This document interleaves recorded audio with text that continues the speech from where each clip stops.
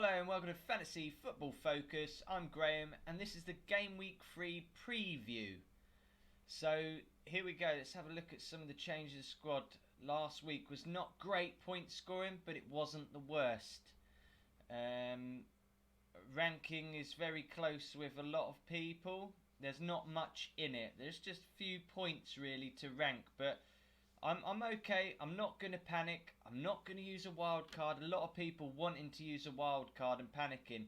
And guys, that's absolutely fine. If you look at your squad and you think, oh, they're not going to get me anything this week and I'm going to fall further behind the pack, then by all means, use your wild card. There's nothing wrong with that. We're all here to make decisions, discuss, help each other.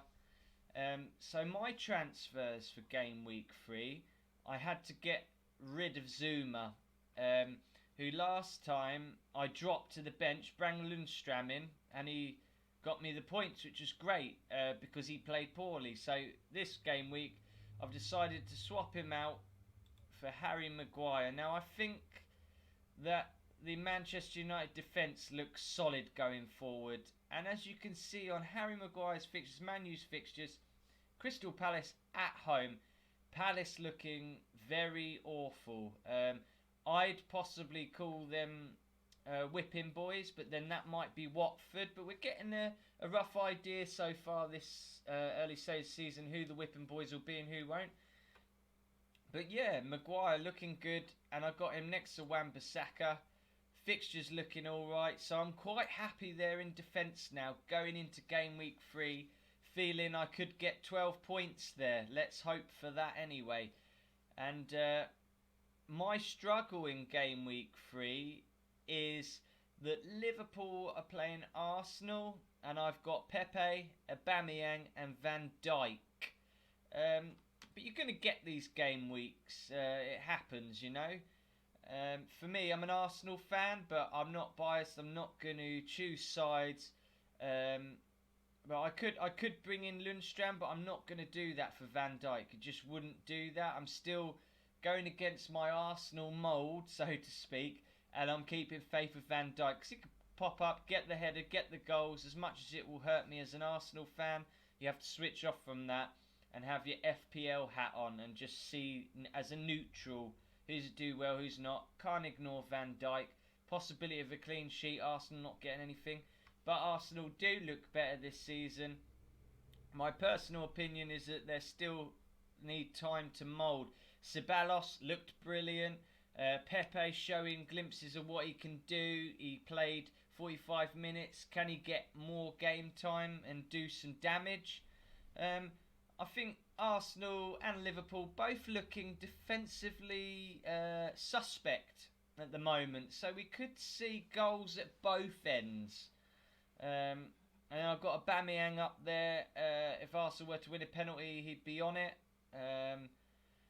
And then my captain going into Game Week 3, he's a must, isn't he? Raheem Sterling. He's involved in everything Man City do. He's just too dangerous to ignore. I think he had the most goal chances and everything.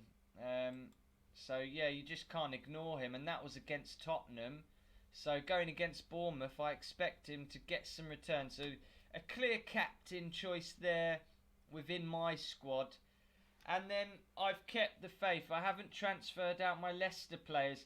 Yes, Perez played poorly. They're saying Leicester haven't played well. Well, it's still early days, guys. I'm not panicking. I'm not jumping off the Perez wagon. Let's see. He's down to 12.7%. So not everyone is getting off. Some of that obviously due to the fact that you can't. Tielemans was only low percentage ownership anyway, down to 5.1%.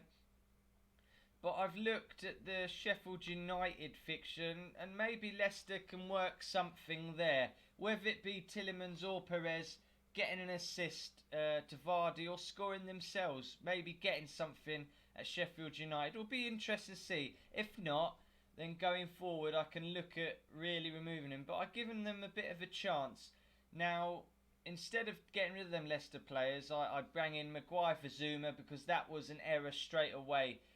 He just looked awful game week 1 and I think that's a good move. Maguire looking solid. So my next transfer and as the community knows, they're trolls. Josh King and Callum Wilson, both trolls. You get them out, they score points. You get them in, they don't do nothing. But I was lucky. I started with Wilson.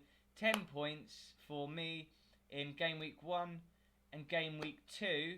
But with Wilson going to Man City, I just thought, with Pukki looking really good, to be fair. Hat-trick last game. Yeah, it was against Newcastle, but it was the quality of the hat-tricks. Not just, oh, he scored 3 goals, they were lucky, they fell to him, whatever. It was the way he took them. There was just pure quality. And not just the hat-trick. His movement in the game. And his goal attempt. And always working hard. Just not giving up. And that I really admire. That is the reason why Wilson had to go and Pukki came in before his price rise got too high.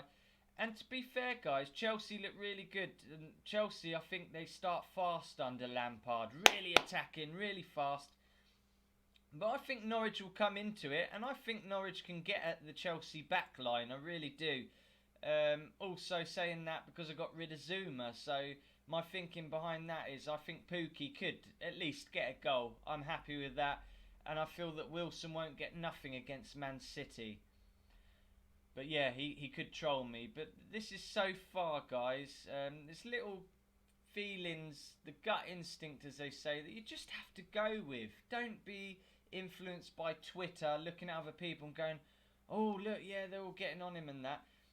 The fact with Pukki is I'm not getting on him because of the hat-trick. Well, partly I am, because clearly that is a great stat, but it's the way he played. But I actually, if you look back at my video, I did say from game week 1, Pukki, I want to get him in game week 2. But I'm going to analyse him first, see how he does. He done really well. So I'm gutted that I didn't make that move early. But in hindsight, I'm still making that move no matter what. It was my plan, so it had to be done. And then one that's, you know, I was hoping a great early start with Moise Kean. But he just hadn't been starting the game. So as you can see, 18 minutes in the first game, 1 point. 21 minutes in the second game, 1 point. So he's not getting the starts yet. But from what I did see of him in the last 2 games, he looks really good. He likes to turn quick, cut inside the defender and get a shot away. Now, he looks very sharp. We know how good he was at Juventus. I'm hoping that he gets a start for Everton. And Aston Villa away. I think Everton could do it. But my slight concern with Moise Kean is actually that Digne might be a doubt. Now, for me, Digne is very important to how Everton go forward and helps their attack. So I'm hoping Digne does play to help my player. Sometimes you have to look at other players, not players that you have in your squad, but have a look at other players and before you make changes or tactical decisions from your bench, think how other players can have an impact on your player. Like I just said with Digne, it affects the way Everton plays as a whole because he gets forward, gets some crosses in, he's on set pieces, and if he don't play, it means Moise Kean gets less chances basically. But yeah, guys, this is my game week 3 squad. Please let me know in the comments what are you going with in game week 3. Who are you captaining? What change have you made? Will you be wildcarding? Let me know what you think, your thoughts. Please hit the like button. If you're new here, don't forget to subscribe. And guys, thank you for all your support. The channel's building. We're heading up to 90 to 100 subscribers. So let's hit that 100 mark, please, guys. Let's do it. Thanks for watching.